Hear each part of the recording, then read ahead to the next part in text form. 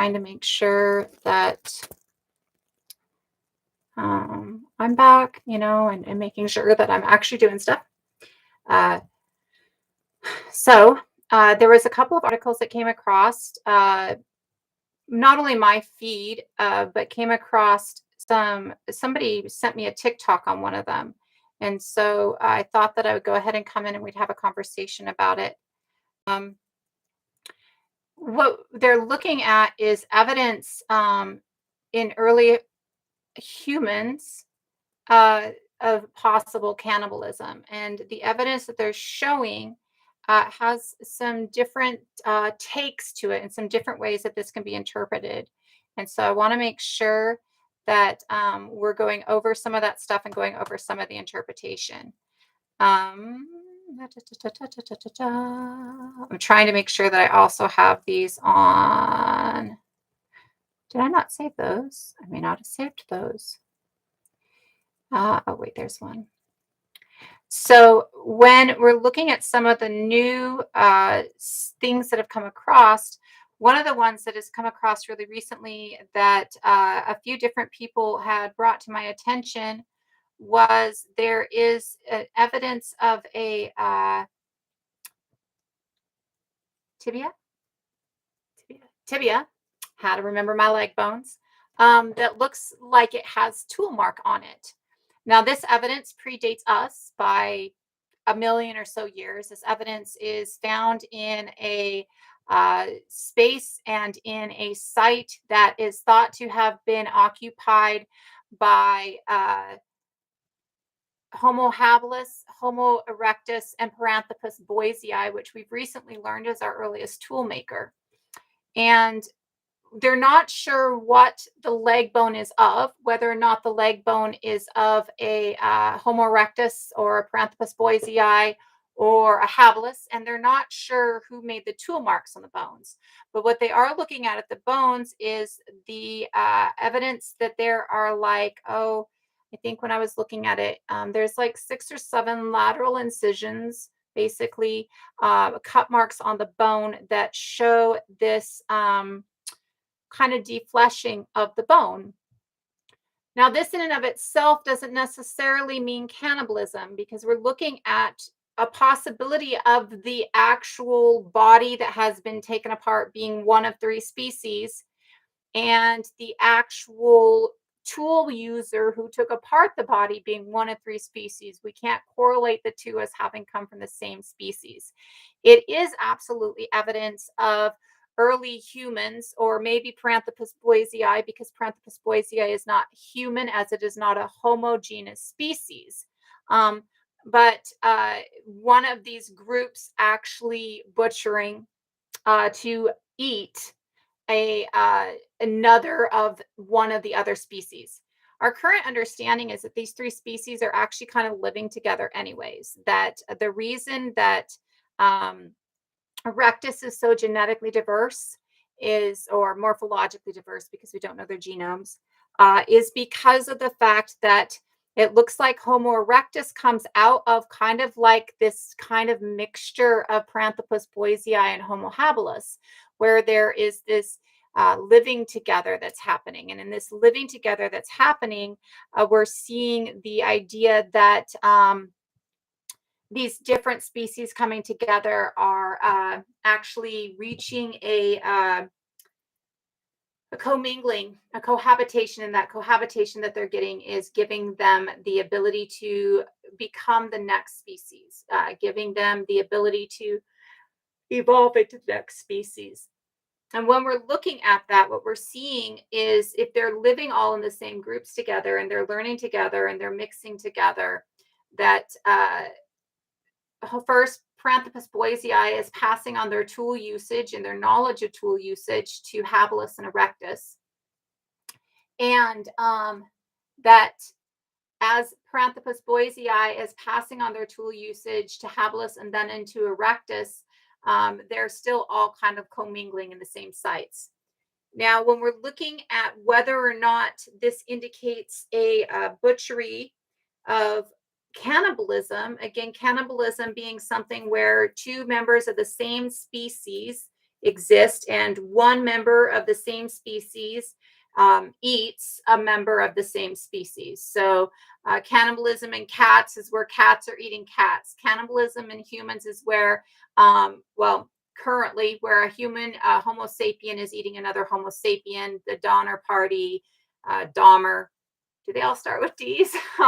Uh, so, when we're looking at it with this first evidence, and I believe that when I was looking, and I can't find that article, it's in my Google or in my TikTok, so I'll have to pull it up and put it on my webpage. When we're looking at that, it's not sure whether or not that they are the same species. It could be, again, Paranthropus boisei eating a Homo habilis.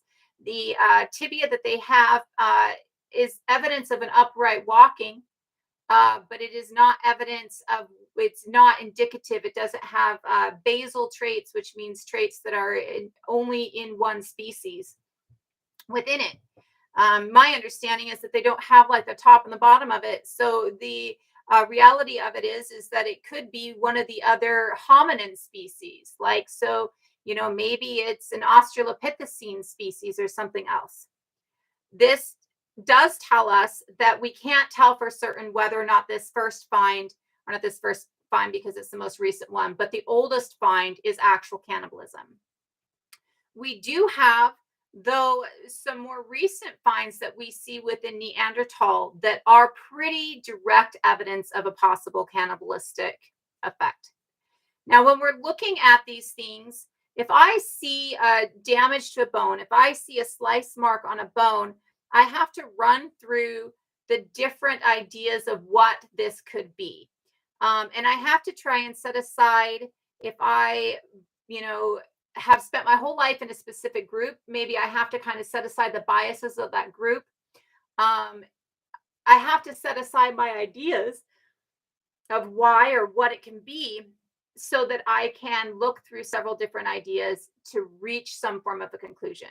So the finds that we have with Neanderthal show, I think, 3 juvenile bones that are all Neanderthal bones, and they all show evidence of cut marks. And the cut marks are all along a tendon area. So like you're trying to take the meat from the bone to cook the bone, or not cook the bone, but to cook the meat. And the largest one actually shows evidence of being cracked open to get the marrow out of the bone. So this is showing us 3 juvenile Neanderthal being eaten by another Neanderthal. I believe that we have teeth from the adult Neanderthal that we believe ate the juvenile Neanderthal. I cannot for certain say if we have his teeth or their teeth. I can't remember exactly, but I do remember that we have some part of the body of the one that we believe was doing the eating. If I am to look at a bone and see these cut marks, say I see cut marks in a space where it's obvious that it's like cutting through the muscle to get to the bone, I have to look through a series of what it might possibly be. So, am I looking at somebody who got injured and somebody else is trying to heal them by maybe cutting out something? Uh, like, is there maybe a dead flesh that needs to be cut out? We do have evidence of Neanderthal actually using healing techniques quite early on.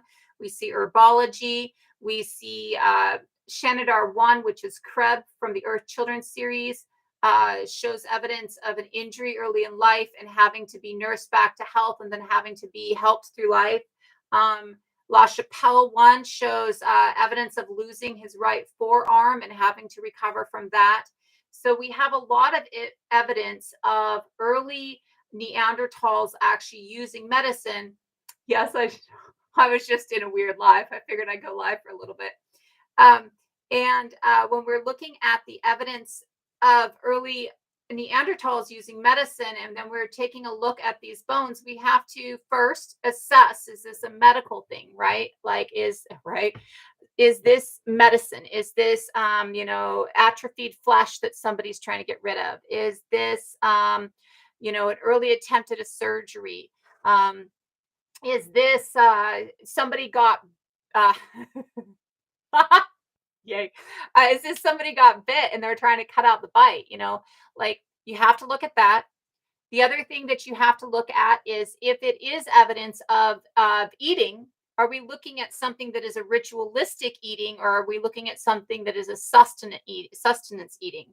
And what I mean by that,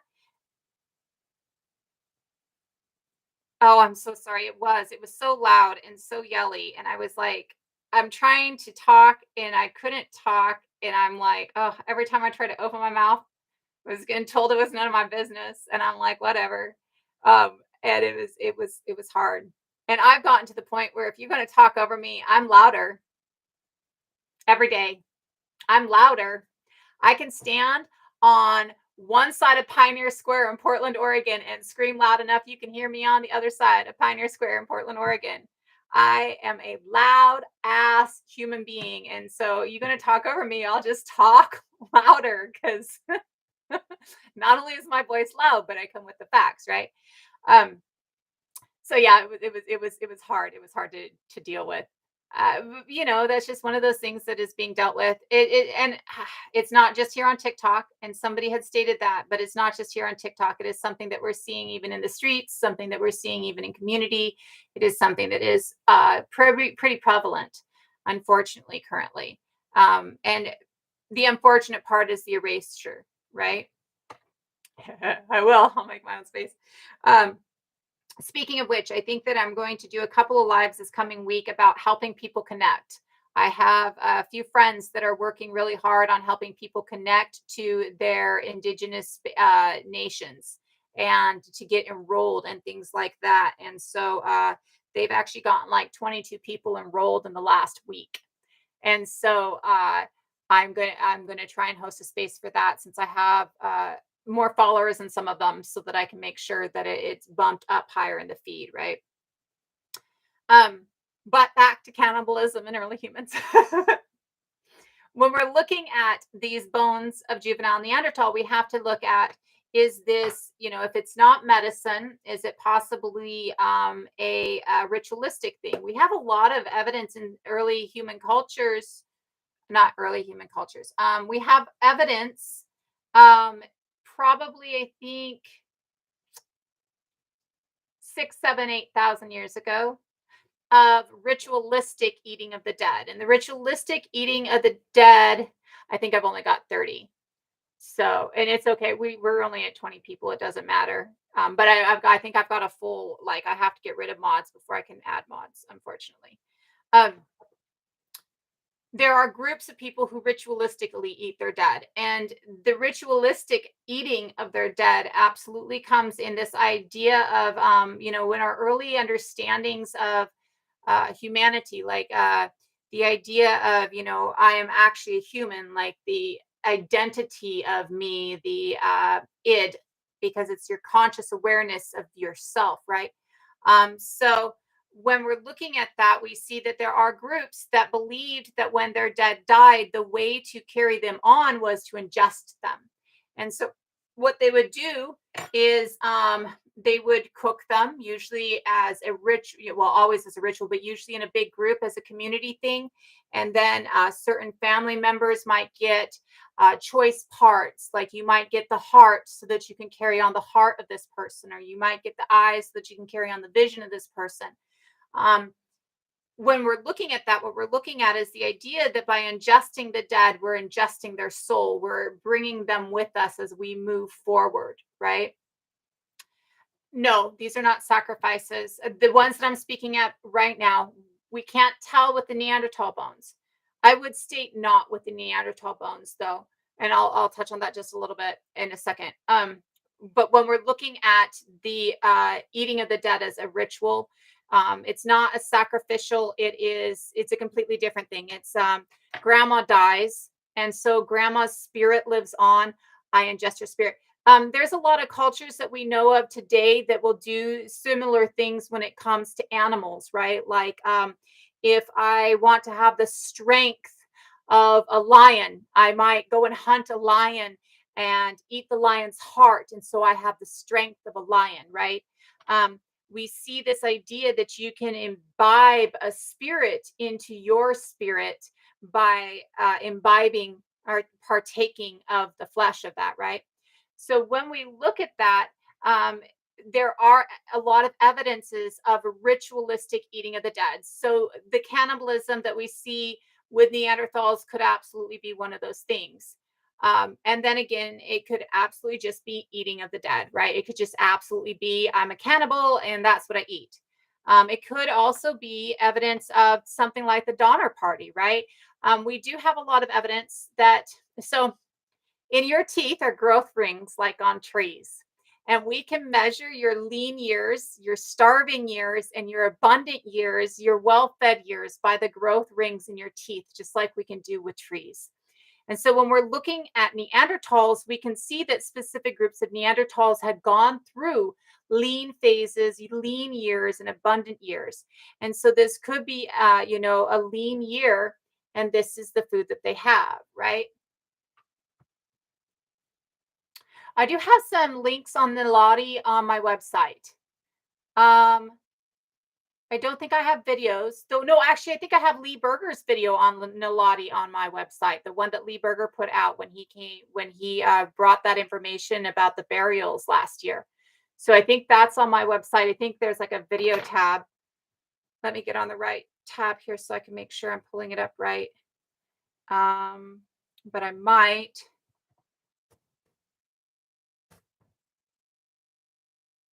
So I can. Nope. Tools used.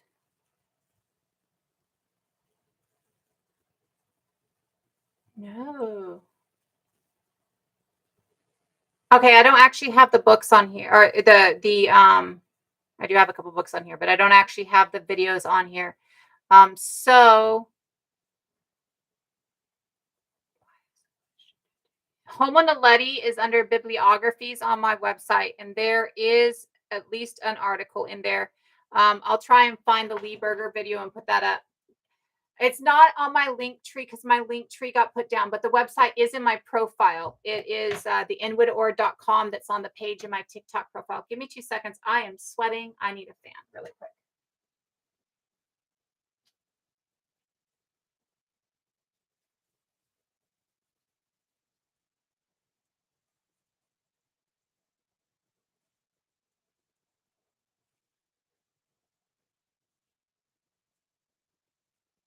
No, I just left you. I know. You were just like, what the heck, Mama? Just like you just left me, Mom. Just left me, walked away from me. My dog has to follow me around the house because he's afraid that I'm going to run away and leave him. Okay, sorry. No AC. So when we're looking at the finds with Neanderthal of cannibalism, it does look to me from what I've seen of the finds that it's probably not a ritualistic and that it is probably an eating, not based on a ritualistic thought process. Again, I personally would take this back to the idea and the understanding that we're getting lean years and full years, right? So if I belong to a community and half of the community has died off due to starvation because we have no food at this period of time, I might eat the dead, right? Like I might see that there is somebody dead. If this is, and I do believe that this is like 150 to 200,000 years ago on this find. And if this is prior to the idea that we actually are, the id, the idea that human is special, the idea that human is different, we might see this much as like, an animal will eat their young if they're starving today, or an animal will eat the young of another animal, if they're starving, right? And let me look and see if this one actually has a date on it, what I'm looking at.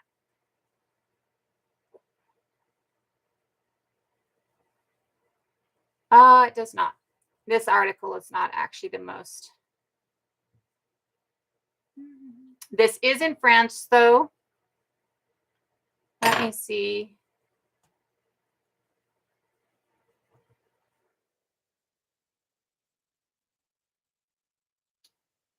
Um,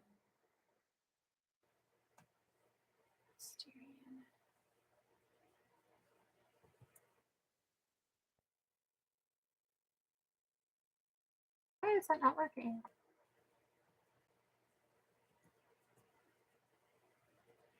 I'm trying to see if I can pull up the actual cave itself and see if they have some dating on the cave.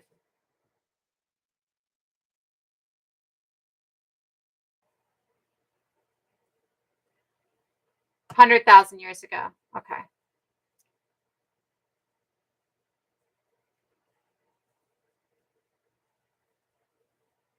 Okay. And so this is 100,000 years ago. So this is actually before we have this idea. Oh, that's awesome.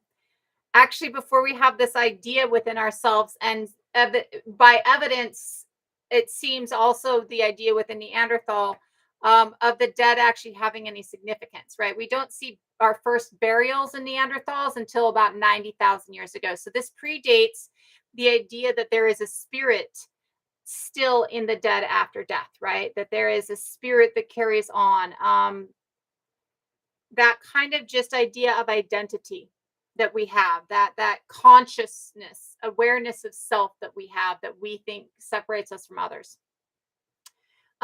Which means that we're not looking at someone who, well, first of all, at this point, it's not a ritualistic burial.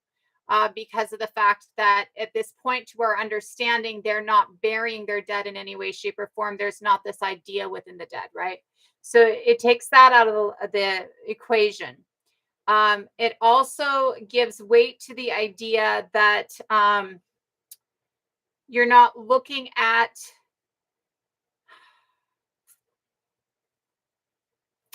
I don't know how to,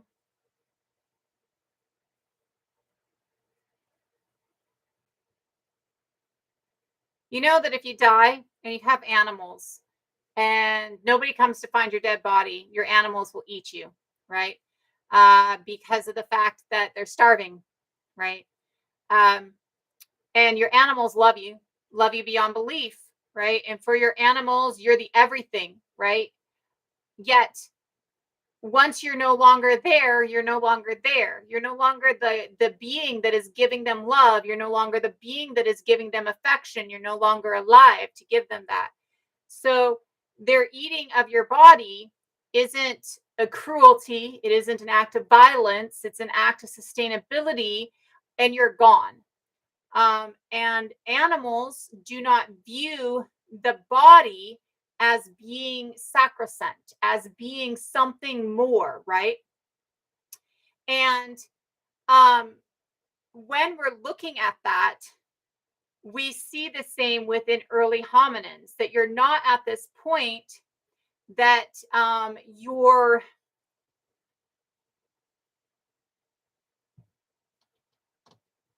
understanding of the spirit exists after, right? Your understanding of what makes you human exists after. It's not the easiest thing to quantify, to be honest. You know, what changes this, what creates this understanding within us, why we start burying, when we see identity, when we decide that we are all and of our own self, like something interesting, right? But this is definitely before that. So we're seeing that there are the bones of 3 different juveniles. We're seeing that there are a total of 6 Neanderthals in total, but it is the bones of the 3 juveniles that, yes, and it is. That's a great way to put it. It's a lack of object permanence for the soul. So it is a lack of object permanence. Once you're dead, you're gone. Once I die, my fellows don't see my soul still being there. It's gone. What made me human is no longer there, right?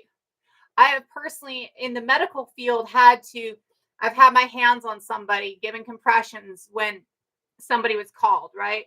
I've helped people as a death doula through the decease of their loved one, and taking care of that loved one as a CNA, as they were going through that death, right? Um, for me personally, when the soul leaves the body, it's just a body. It's just meat, right? That doesn't mean that they don't deserve respect. It doesn't mean that they're not loved. It just means that to me personally, it's just a body. Now that doesn't mean that I would perform cannibalism, even ritualistic. It is still it is still one of those things where you see that for early humans, there isn't this separation between death is death, it's an end. That person's no longer there. The object permanence of that person is gone, right? I was, but it's been a minute. Yeah, I've done a lot of things. I've done a lot of. I am a firm believer in a jack of all trades is a master of none, but oftentimes better than a master of one. And I have tried to come close to mastering quite a few trades through my time. With this find, what this shows is the idea that we haven't reached a point of object permanence from the soul, right? We haven't reached a point that there's this idea of this afterlife, this existence after, right? You're dead, you're dead. It shows the understanding or the possible understanding of need for sustenance, right? So again, if I am going through a lean year, and you even see this today in cats, like if somebody is starving, they'll eat their kittens, right? If a cat is starving, they'll eat their kittens. It's one of those situations, I think, especially since they're all juvenile. It doesn't necessitate the idea that they were killed by the other Neanderthals there. It doesn't, there's no evidence that they were killed by the other Neanderthals there. So to me, it most likely suggests that they died due to the fact that there was a leanness of food during that year, a leanness during that year. And so their group, not again having, I love that phrase, Luna, not having object permanence of the human, of the soul, yet absolutely does not look at this as cannibalism, right? Does not look at this as eating one of them because they are gone, right? We have a current understanding, and this current understanding really, we feel it starts roughly 100,000 years ago. Our first burials are between, I think, no, I think it's 90,000 years ago. So to my remembrance, our oldest burial that we have currently is 90,000 years ago. And to my remembrance, actually, Shanidar 1 is our oldest, right? And so when we're looking at that, that means that this is our first thought process of that permanence, the fact that there is something that lives on after, which means that anything predating this is before this understanding. So if I am looking at even somebody that I might have loved, even somebody that I might have had compassion with and shared stories with, but I don't have the idea that there's a soul, but I don't have the idea that there is an object permanence, that I don't have the idea that after this they exist, then it's not going to be icky, right? It's not going to be that. It's going to be sustenance. It's going to be, carrying on. We do see with this site with the Neanderthals that this is, to my understanding, the only site that we have that shows evidence of cannibalism. And this would be actual evidence of cannibalism because it is one species. They're both the same species. Whereas the one that I was talking about before, that is about, I think it's 2 million years ago, maybe 2.3 million years ago. It'd have to be 2 million years ago because it is a site that has Homo erectus, Homo habilis, and Paranthropus boisei, right? And so having these three different species within this site, not knowing what species this leg bone comes from, the tibia comes from, and not knowing what species ate this leg bone, tells us that this doesn't necessarily mean that this is cannibalism. We might use the phrase cannibalism for, that quick attention grab. Yet it's not necessarily evidence of actual cannibalism. It is evidence of a group of hominins eating a person from another group of hominins, or eating another hominin. I have ants. Why do I have ants? Eating another hominin, but it is not evidence of what either of the eat or the eatee was, right? So if it was a Homo habilis eating a Homo habilis, that is cannibalism. If it's a Neanderthal eating a Neanderthal, that is cannibalism. Yet if it is a Homo habilis eating a Paranthropus boisei, or Paranthropus boisei being our first tool makers and so good at butchering hippos, eating a Homo habilis, it is not cannibalism because we are looking at two different species. Not of actual violence.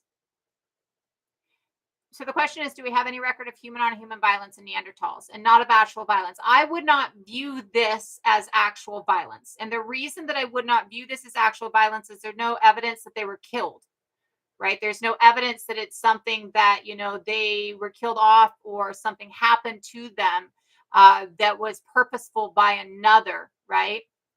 But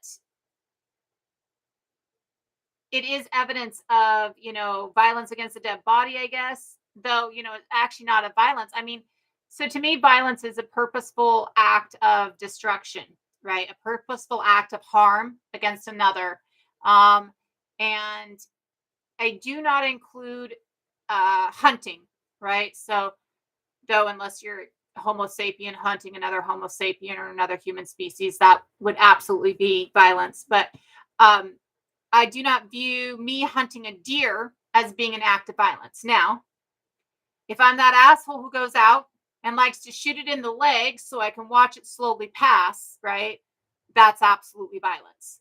But if I am going out and, I'm shooting a deer and I'm making sure I get a headshot or a heart shot and making sure that my kill is clean and I'm making sure that that life is taken care of and loved as it leaves, that is not an act of violence to me. We see in the 2000 remnants or finds of human fossils that we have before.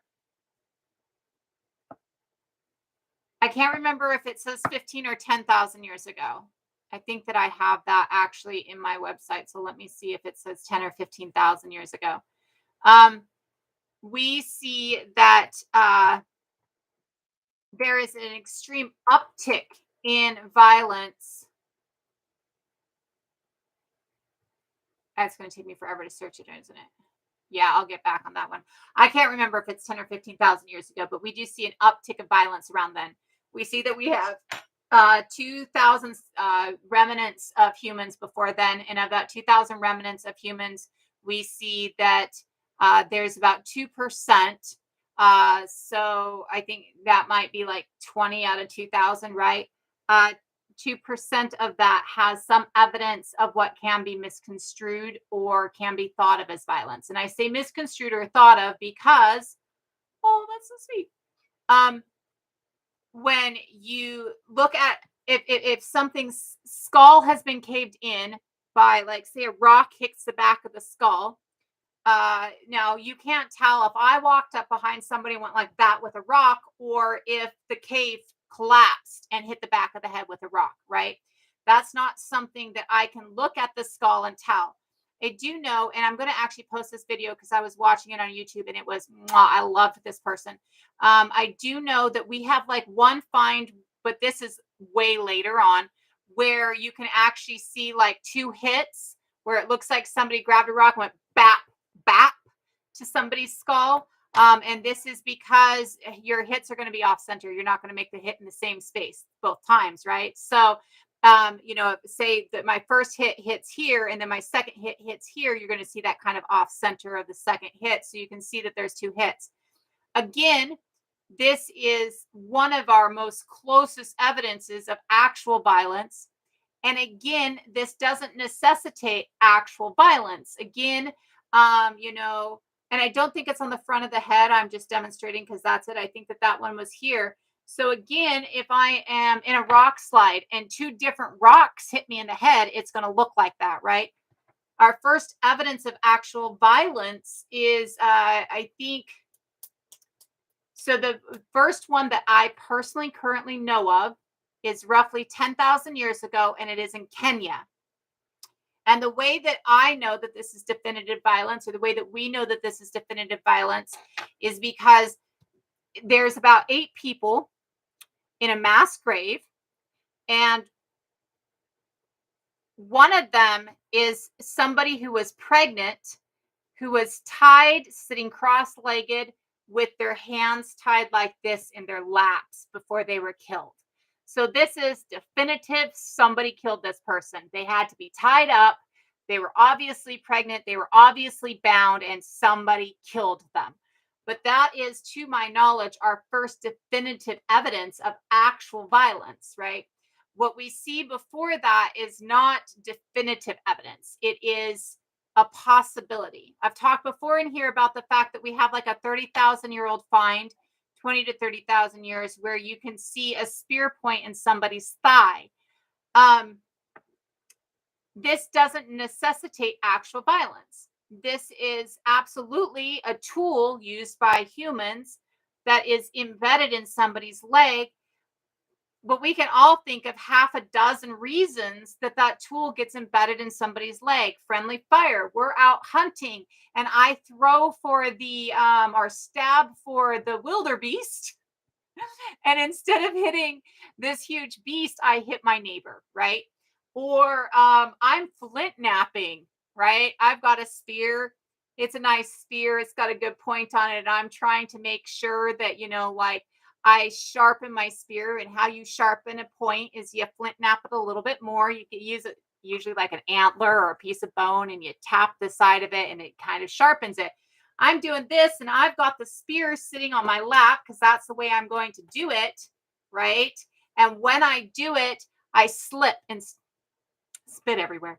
I slip and stab myself, right? So these are things that are not definitive. They are possibilities, but they're not definitive, right? And pretty much everything we have before 10,000 to 15,000 years ago is absolutely non-definitive. It's something that can go either way, whereas everything, well, not everything, but the majority of the stuff that we have after that is evidence of actual, like, there's definitive, there's no question about it, violence. When we're looking at this find with cannibalism, we don't see any definitive acts of violence on the bones, right? So we're not seeing that, there's a skull bone that's been caved in. In fact, I think all we have for the juvenile bones that have cut marks on them are limb bones. So this, to me, states that we're not looking at a violent act, right, that was perpetuated against a live being. It's more possible, or it's more likely, that we're looking at a child or a juvenile who died, and the family or the people that they're with utilize the resource. And again, if we're looking at 100,000 years ago, at this point, that's what it is. At this point, there's not that idea that there is that soul that lives on. There's not the idea that, there's something special about us, right? These are the evidences that I have seen, that I have found. Again, I do believe that the Neanderthal one is actually eating. Again, I think I stated, but I'm not sure. And so I want to double down. They can see where the bone is broken open to get to the marrow on one of the juvenile bones, like one of the long bones, which I went in going, well, I want you to show me that it's evidence that they actually ate. Like, I can think of 1,000, well, not 1,000. I can think of 5 different things off the top of my head that it could be, other than they're actually eating each other, right? So I want you to show me that it is definitive that they were eating this person. To me, cracking it open to get to the bone marrow is definitive that you're eating. If it was later, well, and even earlier, I guess, it could be the reason that we don't have any burials prior to this with Neanderthals and Sapiens is because that's what we were doing, right? Could be that prior to 100,000 years ago, we were eating our dead, right? Show me the tiny bone. I'm going to get your marrow. I'm going to get your marrow. No, it could be that the reason that why we find so few skeletons before this, so few finds before this, is absolutely, um, that we were eating each other. That when somebody died, we made use of that resource, right? That we were carrying on that spirit within us. That could absolutely be the reason that we're not finding burials before 100,000 years ago, right? I'm not sure. Like, that's off the top of my head. While we're looking at it, that's a possibility. I wouldn't give a lot of weight to it right now, right? I would have to see more evidence before I could give weight to it. So you can't completely remove from the table that it could be ritualistic. I personally feel, looking at it, that it is more likely at this point of time, from what it is showing, that it is probably dealing with a lean year, probably dealing with the starvation, probably dealing with an area where you're not getting a lot of food. And we do see evidence of that in many different groups early on, right? And it's a logical theory. It could possibly work, it could possibly pan out. And I've got a lot of those that end up panning out. So who knows, right? But when we're looking at that, for me, I view this as absolutely the idea of eating the dead. I don't view it, though, as an act of violence. I don't view it as an act of harm, right? We know, like I was saying, you can read the growth rings in teeth, just like you can with trees. And when we're looking at the growth rings in early hominins, we can see that there are periods of abundance and periods of lean. We can see where sometimes that happens. Sometimes that happens in younger children or in the early ages of life. Like, you might have somebody who has lived to 30 before they die, but you can see that in the rings when they were younger. Of course, you're looking at after, their teeth have fallen out and have been replaced. But looking at the rings and seeing that there are many lean years. We also see groups of Neanderthals and Homo sapiens that did not have lean years, that they were always having an abundant year, right? We also see groups where there is more lean years than fat. So it's really dependent on time frame. It's really dependent on area, right? So we're seeing that if it is, this is a 100,000-year-old find in France. This is starting of an ice age, right? This is probably going to be a lean year. This is a space that you're kind of, you have ice encroaching on your space, right? You're being driven down anyways. You're being driven into newer territory anyways. And it's very likely that you're not seeing an abundance of food, an abundance of nutrient. So it's absolutely possible that that's what this is. I do want to double down on the knowledge, though, that when we're looking at these groups, we're not looking at groups who are looking at it in the way we are. Desecration of a corpse is absolutely a much newer idea, right? The idea that that we had that object permanence, that there was something to live on after, is absolutely a newer idea within us and within Neanderthals. Naledi had it from the beginning. So, but within us and within Neanderthals, we absolutely see that the idea of the dead being buried, the idea of the dead, we have the finds that we have not because of burial, but because of collapses of cave systems, right? Or the lake bed in Chad, when he died, so Sahelanthropus tadici is 7 million years old. He is our current oldest hominin in South Africa. And when we're looking at Sahelanthropus tadici, what we're looking at is they had some bones of his lower body in other spaces, but it wasn't until after they found his skull in a lake bed in Chad that they realized that he was fully upright. Now, I'm saying he is if it's all one person, but they don't have these bones of one person scattered around. They're different bones from different people. Uh, but with him, maybe he dies on the edge of that lake bed or dies. Maybe he's walking into the water to catch fish and something kills him and he dies in the water. Maybe he's drug into the water by something. And so his skull is lasting. When we're looking at our early finds, like, oh gosh, where was Leaky at? I know it off the top of my head, or I know it, but I can't think of it right now. Most of our early hominins that we see, there's a lot along the Nile River. There's a couple of different spaces within Africa that we see our early hominins. We'll see like we have finds that have like 7, 8 people in them. And they're in caves. And what happens is the cave collapses and buries those 7 or 8 people. Nobody buried them. They are where they are. The cave collapses, and those who survive move on to the next cave. Whereas those who are dead stay in there to be found 300 or 400, 2 million years later, right? But we don't see evidence of actual burial early on. And this is one reason why we see that fossils are light on the ground. And one reason that we think that there's kind of that change in understanding later on, right?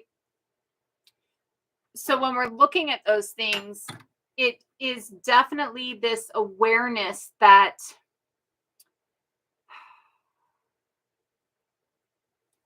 well, there is much of us in our early human forms that is very human and is recognizable as human today. There are still other things that are still very human, but not recognizable among us today, right? Some of this is the fact that some of this is colonization. Some of this is Western thought takeover, right? Burial of the dead isn't really something that we see in all cultures even today. Some cultures, burial of the dead is not it's lay your dead out so your dead can actually become part of the world, right? Maybe the scavengers are able to subsist better. Maybe the different animals in your ecosystem are able to subsist better. There are many cultures out there who we don't see a lot of record of over hundreds of thousands of years because they weren't doing a lot of burial, right? So when we see this with early humans, early Homo species, you're seeing the same thing because there is not a lot of burial. We're not seeing a lot of records because, and this one was really weird to me when I first heard it, but the fossil record is biased. And I heard that, and it was actually my teacher that I love so much, who was the teacher who taught me Neanderthals and paleoanthropology, a very beautiful human being. And the way that she explained it was the fossil record is biased. And what that is the fact that the way things degrade in the fossil record, the way things that degrade in Earth itself vary region to region, thickness of bone, burial style, the different elements. So if I were to go to Antarctica and die, and I'm on the tundra and I'm not eaten by scavengers, and the snow overrides me for, a million years, you might find some remnants of me in Antarctica because it's an extremely cold, extremely arid environment. If I were to go to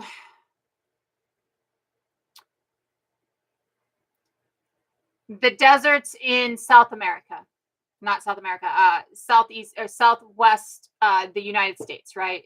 Down into Mexico. If I were to go into those deserts and I were to die, just walking across the desert, and nobody buried me and came along, and no scavengers got to me, the sand is going to erode me a lot quicker than the snow would erode me up top. I'm not going to freeze like I would in Antarctica, so it's not going to preserve me as well. If it's an extremely dry area and somehow I end up in a cave or something that is sheltering me, I'm going to last a little bit longer than I might in other places. But I am still going to not last for a long time, or not last as long as I would in that extremely cold and dry environment. If I were to be tossed into a bog, you're going to find me a couple thousand years later and pretty intact. Uh, these are all environments that preserve remains. In extremely cold and arid environments, in extremely hot and arid environments, and in what they call acrobic environments, fully submerged environments, you're going to see that there is a preservation of the body much longer, the preservation of the archaeological record much longer. And I specify archaeological record because we're not just talking, because it doesn't just apply. That bias doesn't just apply to our bodies. That bias applies to our tools. That bias applies to other bodies. That bias applies to our clothing. That bias applies to everything, right? So if I'm carrying a wooden spear and I'm in an ice environment, that spear is going to last longer. Yet if I'm carrying a wooden spear and I die in the jungle, that wooden spear and my body are going to be gone in a matter of time because of the fact that the jungle is just basically going to eat me alive, right? Well, not alive anymore, but just kind of incorporate me back into it.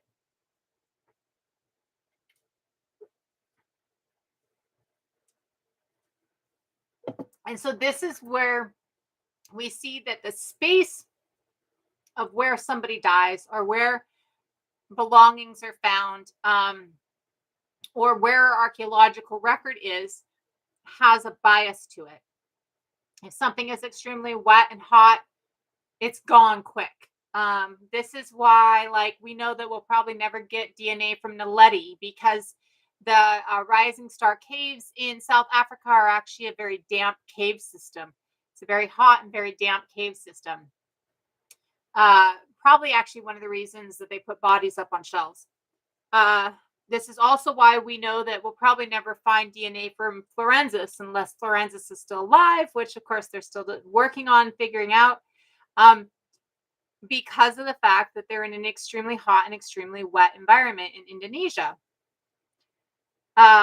Whereas we're able to get DNA from Denisova because the Denisova cave in Russia is an extremely cold, arid environment. We see this with everything within the archaeological record as well. And it also matters, like, we weren't big on whether or not Neanderthals could talk until like 2017. Like roughly 2017, maybe it was 2020. No, it couldn't have been 2020. It was before 2020, I believe, because it was before I was in school.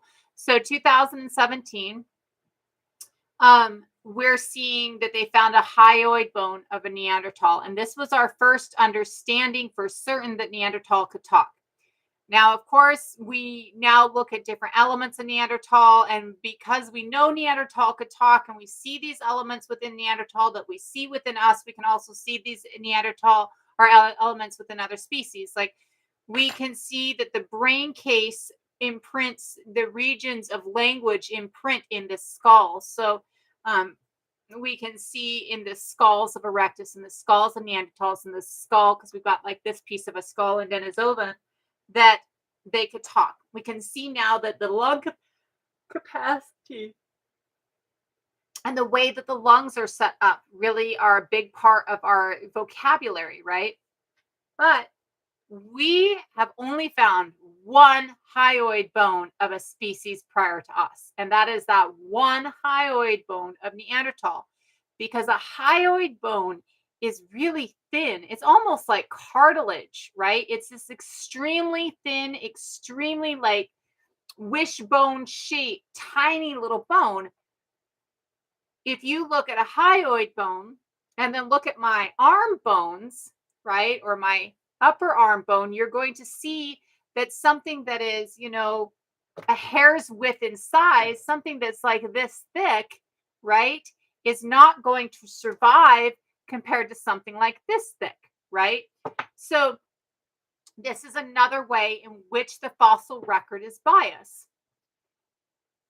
When we add those things up, we can see that the possibility that there is more going on is always there, right? We've got, roughly, I think we're up to like, because Denisova Cave has literally hundreds of bones and they're all fragments and we're DNA testing them.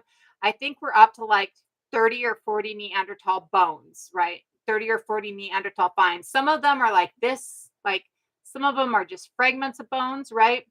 So when we see these things, we have to understand, like, we have 13 Naledi. We have, I want to say off the top of my head that we have 50 fragments of Florensis. We currently have a total, I think our total has just been risen to roughly 40 fragments of Neanderthal. I think that we have a total of like 15 Erectus. Like when we're looking at these different peoples, we're not looking at, we've got thousands of Erectus bones, so we know everything there is to know about Erectus. We've got thousands of Neanderthal bones, so we know what the whole genome of Neanderthal was. We don't have that much evidence because of the way that the fossil record is biased. And a big part of that evidence, or part of that reason, is because with the way that fossil record is biased, before we start burying our dead, before it becomes imperative to bury our dead, it just scatters to the wind. If I'm walking along a lake bed in South Africa and I die, my family doesn't pick me up and take me back to the cave. I'm dead. Gone. Object permanence removed, right? So when we're looking at evidence of who we were before, it's really hard to find. So whether or not we're seeing things like cut marks before on bones, whether or not we're seeing violence before on bones, when we have such a narrow perspective or narrow, I don't like narrow. When we have such a small base, it's hard to see. I do believe, though, that when we're looking at things like the cannibalism that they're seeing in this cave in France, because this is, to my knowledge, the only evidence that we have of cannibalism within Neanderthals, that what we are looking at is, again, at 100,000 years ago with the eroding ice age in France, we're looking at a lean year. We're looking at children who probably died because, it's a little bit easier for your children to die than it is for you to die. They need a little bit more nutrient most of the time. They need a little bit more attention, and it's a little bit easier for them to starve. So children dying due to the leanness, this will also, being lean like that can also cause medical issues. We see that we have children that have died up into the Middle Ages from lack of vitamin C and things like that, rickets and stuff like that. So we can see where the children, the juvenile bones in this case, would have probably passed a lot quicker than the older bones. A part of this is more fat storage, right? If I'm a child, I have less fat storage than I have as an adult. I have more fat storage, I have more muscle storage, right? That my body can eat to keep me alive longer. And therefore, we're looking at the eating of the dead, not in a ritualistic manner, but most likely in a manner of sustenance, a matter of keeping yourself going. Again, like the Dahmer party. Way more like the Dahmer part, or not Dahmer, Donner. See me mixing up my D's. Way more like the Donner party than like Dahmer, right? Way more like I'm stuck in the middle of the snow and the only way I'm going to get food, or the plane that crashed in like the Andes or something like that, way more one of those things where you're looking at a necessity and you're not looking at a violent act towards the juveniles, but sustenance for the group remaining, right? Though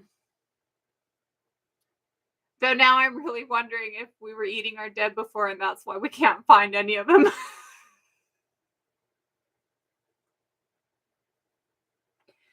I mean, that would just be like,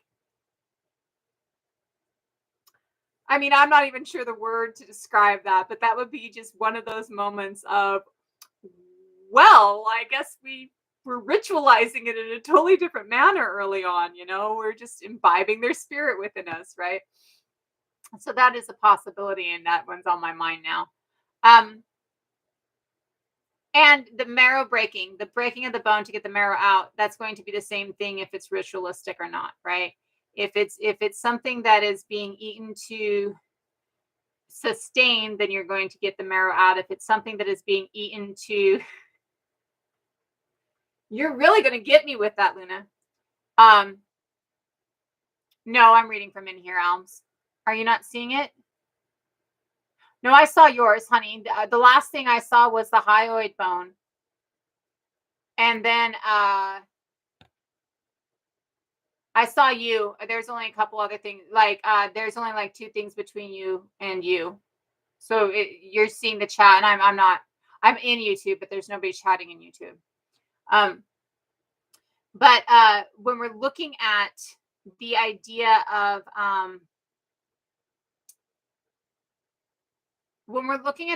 why, we have to remember that our perception of why by today's standards is not really ever going to be the reasoning, right? That just because we see something today, I am okay. I just left because there was just no reason, right? Like, first of all, man was just talking over everybody. And second of all, like, I don't really do like panel chats a whole lot, even in here, because of the fact that people look at me and they see a girl. So when you're being aggressive towards me, or you're being loud and passionate towards me, and you're a male, you think that you have the right to be loud and passionate because you're a man, and that's no big deal. And then when I get loud and passionate back, people are like, oh my God, she's so angry. She's so aggressive. And it's like, no, I'm just not a she. And I'm passionate about my subject. And really, I mean, he wasn't letting anybody talk. And I can't deal with the overpowering, like, I'm going to erase everybody, and it's just so problematic. So I'm okay. And I hadn't planned on, like, I mean, I was scrolling through and I was like, oh yeah, sure. And when he insulted Tonka, that's when I was like, okay, dude. And then he's not listening to anybody. And I'm like, okay, well, I know I can talk louder than you, because I can talk louder than anybody. So I'll hop up. And then it was just like, yeah, it was too crazy, You're just too crazy. Yeah, I couldn't believe that he was insulting Tonka like that. And then he's like all like the victim.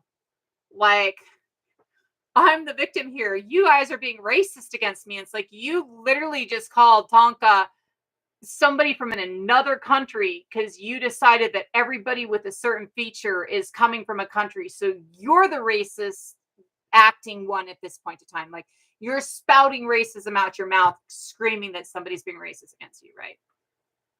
Yeah. That one was like, and I'm used to it. I literally don't enter any of these areas without, I have literally had people like screaming at me that I'm white. Like, you have no room to speak, you're white. And it's like, no, sorry. That's just not truthful. And even if I was just a white girl, I've got like facts and documents and evidence, and I've put effort into this, right? Like, even if I was just a white girl, I'm trying to bring facts to the table, right? So, erasing me is not going to help you, right? And there's a lot of, silencing people like that. Like, there's a lot of silencing out there, and I just can't deal with the silencing. Like, I'm not going to. And I realize that, I know the creator, I know the live host, but I haven't really interacted with them a whole lot. I do know them. I do know that they are indigenous. They're Afro-Indigenous, right? I do see, I see that a lot of my Afro-Indigenous friends are like, shut it down. Ain't fucking dealing with it. Take your lies somewhere else. I also know that there are some peoples who are more of, not that they're like supporting erasure, but they're more willing to go like, this is somebody who has this trauma and I understand that they have this trauma. So I'm willing to give them more of a platform to express this trauma, even though they're expressing it in a really shitty, hateful way. And so I kind of went, so I'm not claimed. Personally, so my ancestry, my grandmother Nani was Red Paint Clan, Eastern Band Cherokee. My grandmother Polly was Miwok, and her children and grandchildren were registered Quapaw, but not on my side. Like an aunt and her children were registered. And then, like my DNA, I can trace to Kennewick Man, and I can trace my DNA. There's one Clovis find that we have, like one Clovis skeleton that we have, and I can trace that. But I grew up, my second mother, one of the women who raised me was Haida, and I grew up there among the Haida. And so I spent my childhood, we're siblings. I spent my childhood among the Haida community and learning among the Haida community. I can remember, sitting at elders' feet as a very young person. I think I was probably like 3. It's one of my earliest memories actually, and it's something that I have held like my entire life. It has been like one of the deciding, driving factors of my life was listening to an elder speak on the seventh generation seventh fire prophecies, and talking about the red road. And I remember that there is a phrase or a space in the prophecy where it's talking about when beetles move, or when machines move across the land like beetles. Maybe it's not machines. When people are riding in beetles moving across the land. It's something along that line. And it was talking about cars, but it just like I could picture ladybugs in my head. I remember as a little girl just picturing ladybugs in my head with people in them. So I'm not actually like claimed. And I don't claim, like I'm not saying that I am Miwok, Quapaw, or Cherokee. I'm indigenous because my ancestry and because I've spent most of my life. Well, and I've been frontlining and active since I was like 14, 15 years old. After we left the Haida community, we went into the woods and then we came back to the Haida community. And that family is still my family today. They claim me. I'm not Haida, but the family that I belong to is Haida. And we moved into Swinomish. And so I started moving with, I have a lot of family in Swinomish, a lot of people that I consider family in Swinomish, and who consider me family in Swinomish as well. So, and then as an adult, I was an adopted, legally adopted, within the last couple of years by somebody who is Micmac, because we move in many of the same circles. We are both activists together, and we met as activists, and I take care of them. And because I take care of them, and because, I'll be the person that takes care of them in their old age, that, yeah, that makes sense. Well, and I grew up believing that I was Oglala. It wasn't until I was an adult and did my own research that I found out, right? Because my grandmother's father left when she was 9, and he was indigenous, and she knew he was indigenous. Her mother was her mother's grandmother escaped slavery in 1750, pregnant, and so my mother was raised with that knowledge that she had all of those different things within her. And because she was raised with that knowledge, because that is the grandma who raised her, so she grew up knowing that she had Black in her, and that Black within her was slave descendant, and that she had indigenous within her. She grew up in Omaha, and that related directly in her mind and in her grandmother's mind to the Lakota, because they were right there. And because her father left when she was 9, my grandma Louise's father left when she was 9, she knew he was indigenous, but she didn't know to where.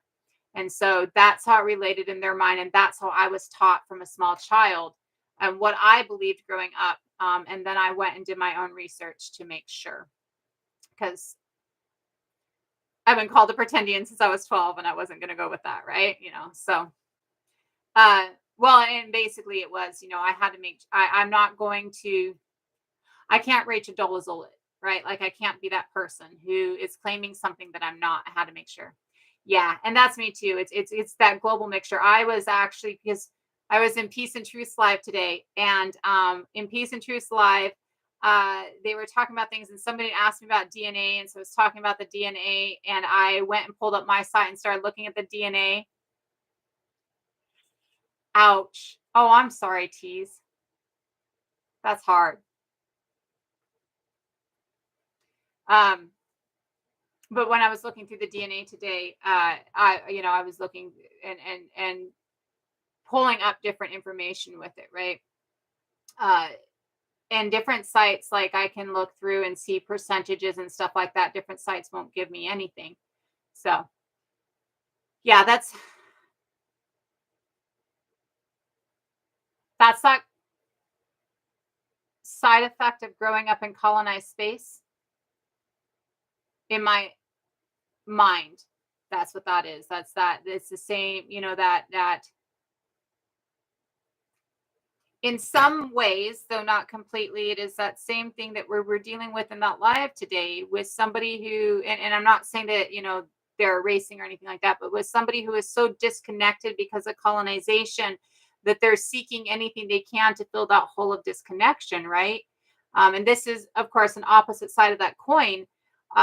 Yet when we have all of our understanding based on this white supremacist ideology that states that you have to have blood quantum or one drop, right? Like, when we look at that and we look at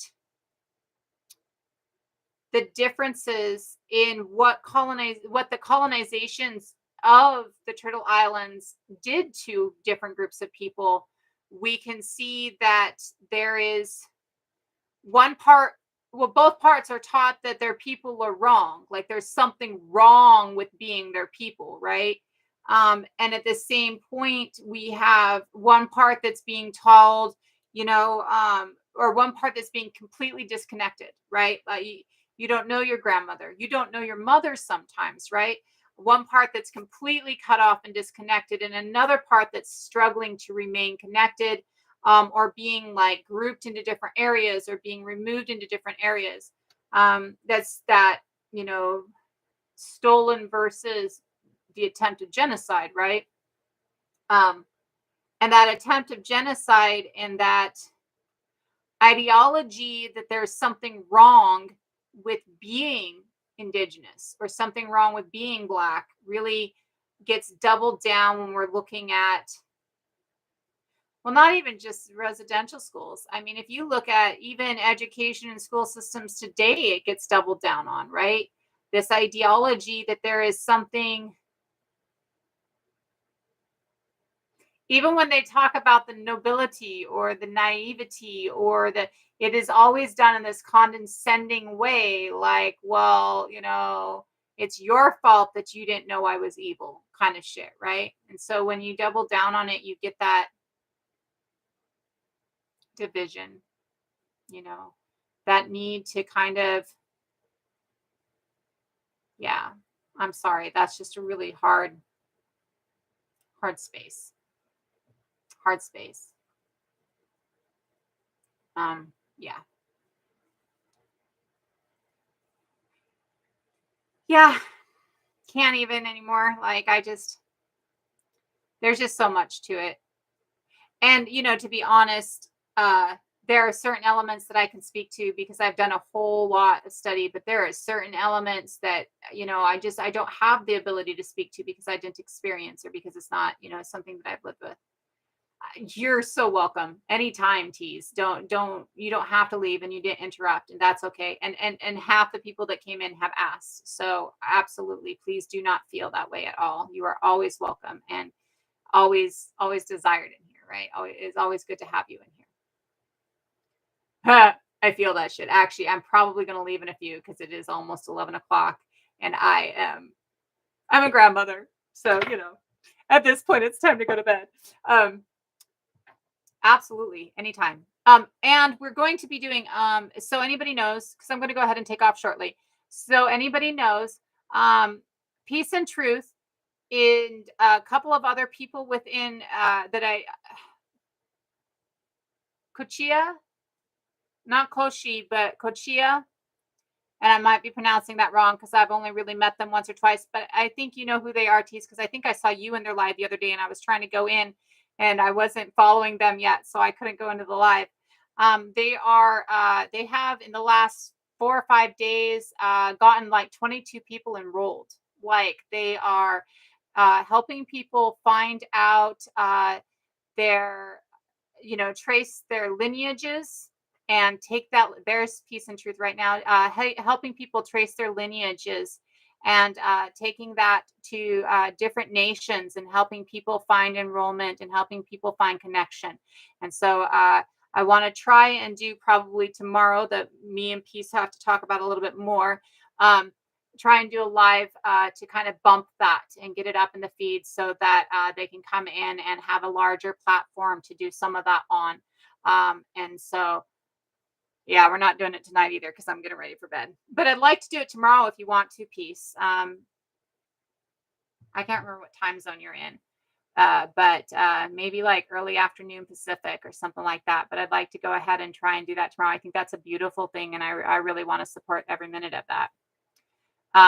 So I'm totally down. Did I just fuck up my nail again? I did. I'm good at this. But I want to make sure that we're getting some more knowledge out there and some more support out there. We'll go grab that Mr. Sunshine and bring him in and help him find his enrollment. Yeah. So I will go ahead and take off just because I am exhausted. I was thinking about it a couple minutes ago, even before it was mentioned. But I will be back tomorrow. I will be going back on my live schedule this week. And if you have not seen and followed Sibylla, who is an Amazing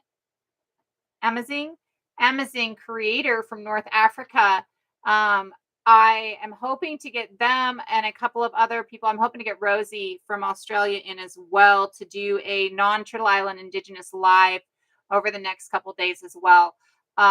Because the Amazigh are still a matriarchal culture. Like they've been able to hang on to their matriarchy this entire time, and they are still a thriving indigenous culture in North Africa. And I am fascinated. Like I'm all over that stuff. And so I want to bring that in and give some understanding. The understanding on the matriarchy that Sibylla brings in is really, really amazeballs. And so I want to bring in some of that. And then I also, of course, want to bring in Rosie, her connection to Indigenous culture in Australia. She's Indigenous in Australia, or Australian Indigenous. Her connection there and her understanding there and her understanding of things like DNA and species and stuff like that. Like I've learned things on species from her. And so I want to get her in as well. So tomorrow we will be doing a live for reconnecting Indigenous people here in Turtle Island to find their connection and to help with that. And we'll be doing a couple other stuff over the next couple. But I'm going to go ahead and take off tonight.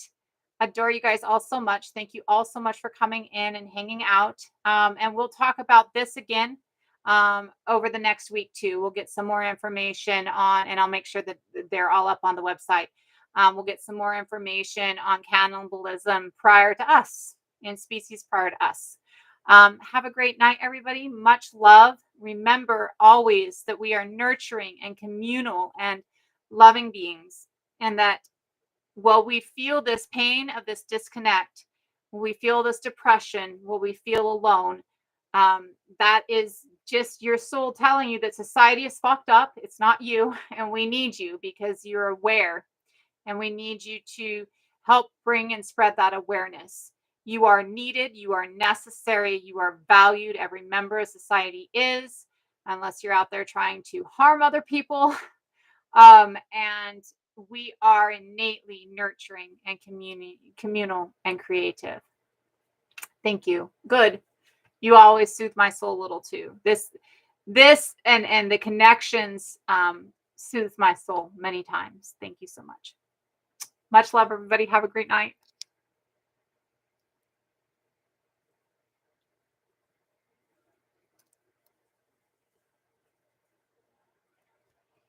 Much love, YouTube. Have a great night.